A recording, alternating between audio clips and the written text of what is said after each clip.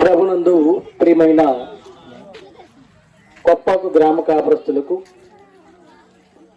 మన ప్రభువును సర్వలోక రక్షకుడు ప్రభుని యేసుక్రీస్తు వారి పేరిట మీ అందరికీ శుభావందనాలు తెలియజేస్తున్నామండి.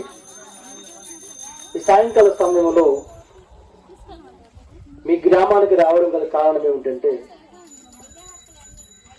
దేవుని యొక్క రాజ్య సువార్తను అనేకులకు ప్రకటించాలని, దేవుని మనసులో ఉన్నటువంటి బాధను అనేకులకు వర్ణించి చెప్పాలని మీ గ్రామానికి రావడం జరిగింది ప్రియులారా.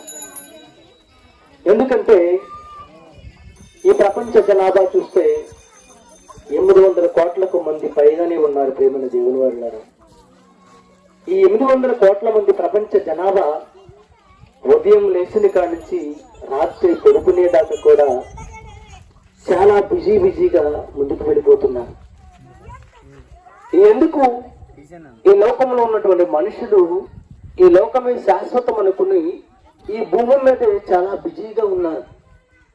కానీ ప్రియులారా, భూమి మీద మనిషి ఎందుకు దేవుడు ప్రవేశపెట్టాడో ఈ మనుషులకు తెలియటం లేదు. ఎందుకంటే ప్రపంచంలో ఉన్న ప్రతి మనిషి కూడా ఈ లోకం గురించి ఆలోచిస్తున్నాడు తప్ప దేవుడు ఉన్నటువంటి ఆ మహాలోకమైనటువంటి ఆ పరలోకం గురించి ఎవరూ ఆలోచించట్లేదు.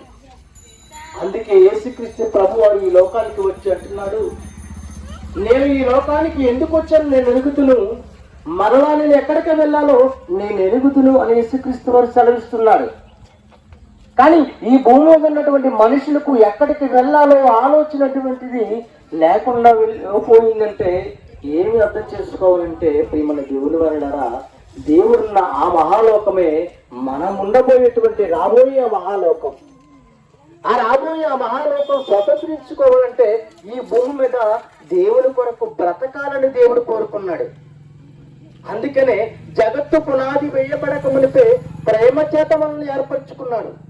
అంటే జగత్తు పునాది వేయబడక మునిపే అన్నాడంటే ఈ భూమి మీద చెట్లు లేనప్పుడే, ఆకాశంలో నక్షత్రాలు లేనప్పుడే, సూర్యచంద్ర నక్షత్రాలు ఏమీ లేనప్పుడే నిన్ను నన్ను దేవుడు కోరుకున్నాడు. ఈ విషయాన్ని మరిచిపోయింది సమాజం. దేవుడు జగత్తు పునాది వేయబడక ముందు నేను కోరుకున్నాడు. ఎక్కడికి రావాలని కోరుకున్నాడు తెలుసా? ఈ భూమి పెట్టిన తర్వాత నేనన్న మహాలోకానికి రావాలని దేవుడు కోరుకున్నాడు.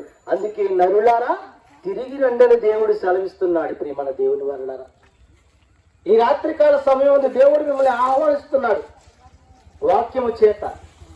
వాక్యాన్ని మీ హృదయంలో ఎప్పుడైతే మీ హృదయంలోనికి వెళుతుందో, అందుకే బైబిల్ గ్రంథం సెలవిస్తూ ఉంది,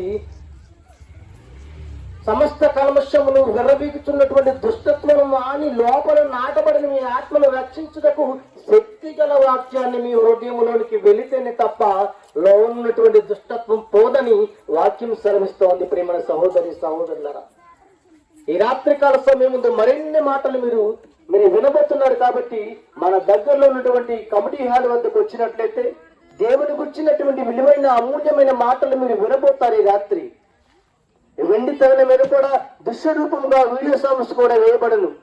ప్రతి ఒక్కరు వచ్చి రక్షకుడని యేసుక్రీస్తు వారి లోకానికి ఎందుకు వచ్చాడు, ఎందుకొరకు మన కొరకు ప్రాణం పెట్టవలసి వచ్చింది, అనేకమైన మాటలు రాత్రి మీరు వినబోతున్నారు.